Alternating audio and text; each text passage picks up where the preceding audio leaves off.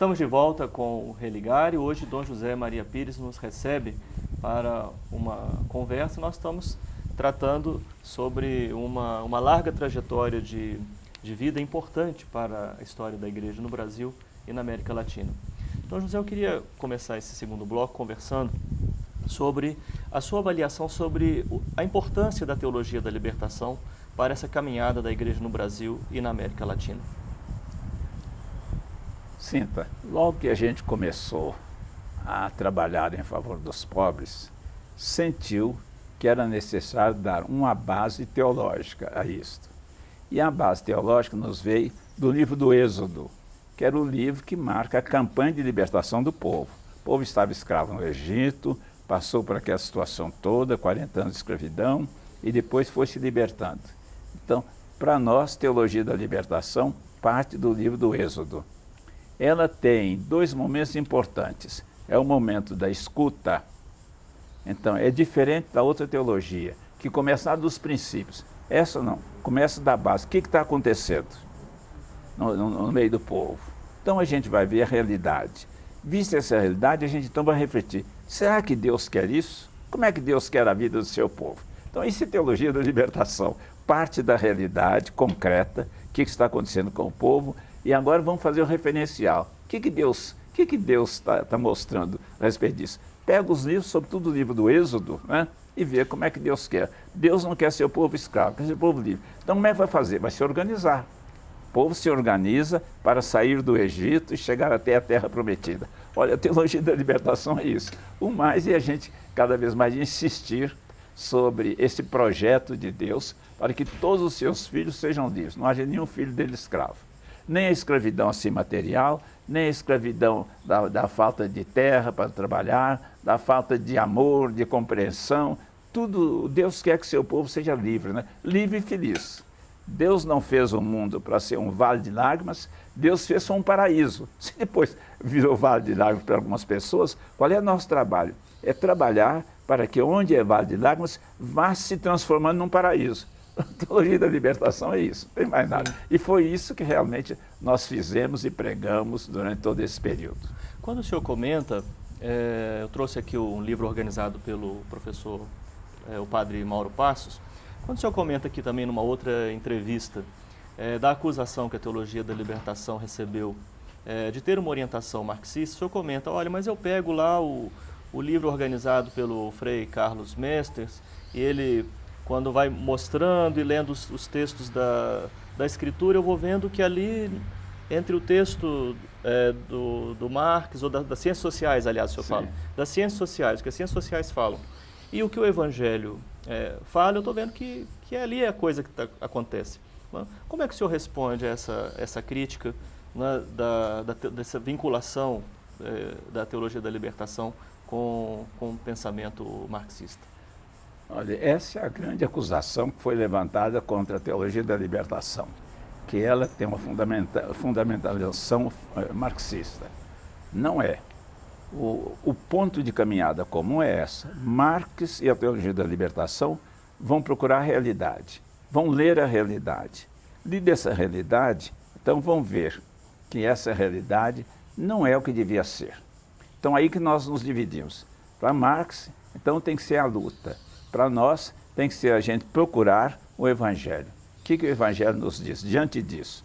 Então, nós vamos lutar, mas primeiro, vamos lutar sem violência. Por quê? O que está nos oprimindo é nosso irmão.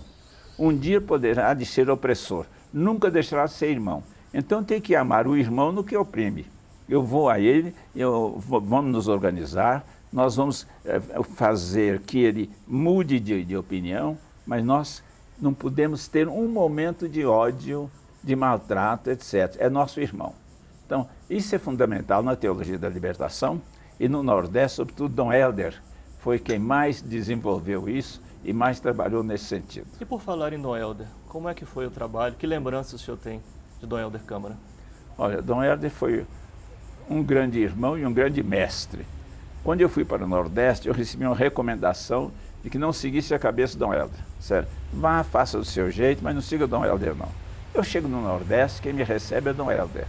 E Dom Helder logo mostra que realmente o esforço dele era todo nesse sentido. de ajudar o povo a se libertar. Eu digo, bom, Dom Helder, então vai ser meu mestre, nós vamos trabalhar juntos, né? E nós fizemos uma dobradinha muito interessante. Qualquer dificuldade que eu tinha, de João Pessoa até Recife, são 110 quilômetros, 1 hora e pouco. Hoje até mais rápido, né?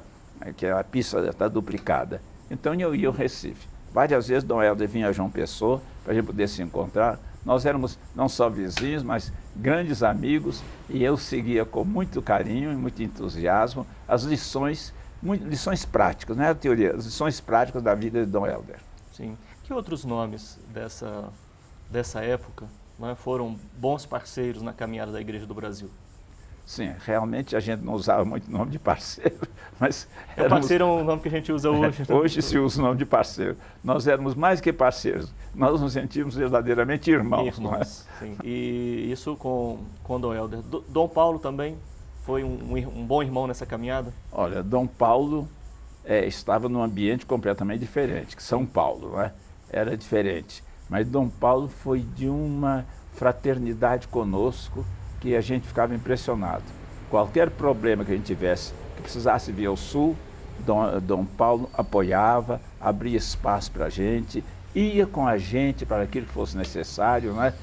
Então, realmente, Dom Paulo, nesse tempo, foi um irmão que merecia tudo.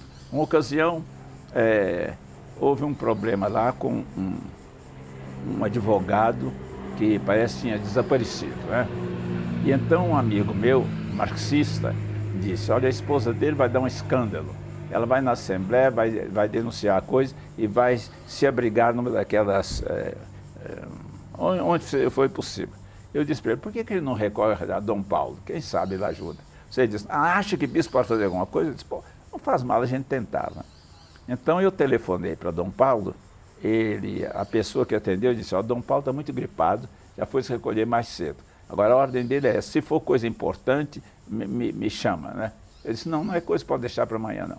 Então combinamos no dia seguinte, 6 horas da manhã, eu ligo para Dom Paulo, ele atende, eu digo, o problema é o seguinte, é um fulano que está preso, um advogado, e a esposa dele está muito aflita, quer dar um escândalo, porque ela não sabe notícia, sabe onde está, né? Então a gente queria ver se consegue saber onde está esse fulano. Dom Paulo sai dali, vai para o exército, e não foi recebido na hora, porque o comandante não estava. Então ficou esperando. Mas ele tinha um outro compromisso. Então chamou um monsenhor para ficar no lugar dele, e ele foi atender o compromisso, o monsenhor ficou. Quando chegou o general, o monsenhor disse o que era, então o monsenhor deu ordem para que fossem lá chamar o fulano. Só que quem foi chamar, o oficial, voltou dizendo, olha, o sujeito, ele é marxista, é comunista, ele não quer saber de padre não, viu? Então, não adianta. Aí o monsenhor pensou, meu Deus, mas o sujeito que está assim, preso, não quer saber de padre, ele não tem notícia da família, tem qualquer coisa errada nisso. Então o monsenhor disse, olha, então me deixe pelo menos de eu ir lá para vê-lo, que eu não o conheço, e então eu poder dizer a Dom Paulo, olha, eu fui, vi o fulano lá, mas ele disse que não queria saber de padre não, né?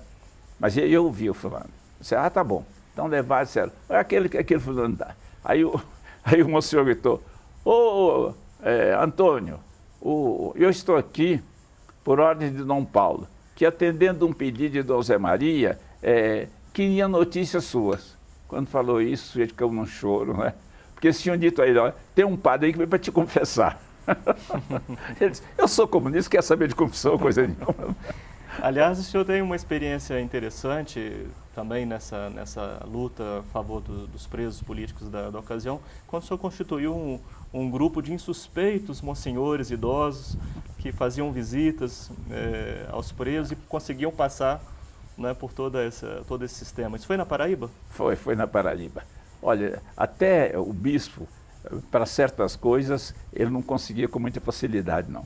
Mas nós então pensamos assim, nós temos aqui 3 monsenhores velhos, todos eles andando de batina, e todo mundo os respeita muito, né? Então vamos pedir a eles para fazer esse trabalho. Não vai ser nada contra eles, não. É o seguinte, quando tiver um caso assim, nós vamos pedir a eles para eles irem à autoridade e disserem, olha, fulano de tal desapareceu, a família está muito contrariada, queria saber se vocês ajudam a localizar. Então dizia, esse fulano está preso aqui. Aí você conseguiu o contato das pessoas. Então era o contato que esses 3 monsenhores conseguiam. Às vezes dizia, olha, esse sujeito não presta, nós já mandamos lá para Campina Grande. Aí dizia, os senhores podem dar uma palavrinha aqui, escrever uma palavrinha, para a gente poder chegar lá e saber com quem que fala. Então, eles saíam, pegavam o carro da diocese com o motorista, iam para Campina Grande. Olha, foi uma coisa extraordinária. Quando o sujeito saía da cadeia, né, quando ele era libertado, ele ia logo agradecer. Porque foi a única notícia que ele teve da família, a única visita que recebeu foi daqueles 3 monsenhores velhos. Né? Sim. E o senhor, a ideia era conversar ainda nessa semana, nesse programa, sobre a questão do Vaticano II, mas nós vamos deixar para o próximo programa. Então, mantendo ainda essa questão da luta do senhor durante a ditadura militar, o senhor chegou a sofrer uma pressão, né? Pessoalmente, o senhor chegou a ser chamado a atenção por algum motivo do regime? Olha, foi e não foi. Por exemplo, quando eu cheguei na Paraíba, logo me convidaram para celebrar a missa do 2º ano da ditadura, né? Bom, eu fui, a igreja ficou cheia de militares, só militares, né? Eu não fiz nada na Paraíba de improviso. Como eu não conhecia o ambiente, eu ficava às vezes até tarde da noite preparando as homilias. O que eu vou falar amanhã? E falava lido, né? Então eu fiz uma homilia na missa do 2º ano da Revolução, em que eu colocava 2 pontos. Primeiro, o que nós esperávamos que a Revolução fizesse, ela já fez. Por exemplo, greve por todo lado, ninguém mais trabalha, tal. Felizmente hoje o pessoal está mais acomodado, etc, etc. Segundo ponto, o que nós esperávamos que a Revolução fizesse, ela não fez. Então aí eu dizia aquelas coisas que a gente achava, especialmente a questão com os jovens. Não pode prender jovem, meu Deus. Jovem é para encaminhar a coisa ou para a família, ou então para o lugar onde eles estudam, né? Para ver o que há. Mas está prendendo jovens, então a gente, de uma maneira muito delicada, eu tenho a homilia feita lá. Sim. Quando termina a missa, o capelão militar estava na porta me esperando, dizendo, olha, os oficiais estão indignados com o senhor, que o senhor apresentou falhas na Revolução, o que não é permitido, né? Eu disse, tá bom. Aí eu peguei a minha homilia e pedi uma audiência com o general Euler Bentes, Euler Bentes, que era o comandante da guarnição federal da Paraíba, lá em João Pessoa. Então fui lá e disse, olha, general, eu soube que os militares não gostaram da minha pregação. A pregação é essa aqui, ó. Então vamos ler juntos para ver o que o senhor acha que não está certo aqui. Ele disse, não, senhor, você não precisa disso, não. Eu já soube, que eu não estava lá na missa, mas já soube as repercussões, etc. Deve ser um mal-entendido. Nós vamos ser sempre amigos, né? Vou mostrar ao senhor todo aqui o nosso trabalho, etc. Então, enquanto ele esteve lá, realmente ele teve um bom relacionamento, né? Mas, logo depois, eu recebo do 4º Exército um telegrama me desconvidando para as solenidades em que ia visitar lá Juarez Távora, não é?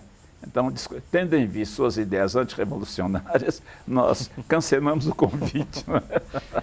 Dom José, felizmente nós vamos continuar essa conversa. Não perca a segunda parte da entrevista com Dom José Maria Pires. Religare volta na próxima semana e eu espero por você.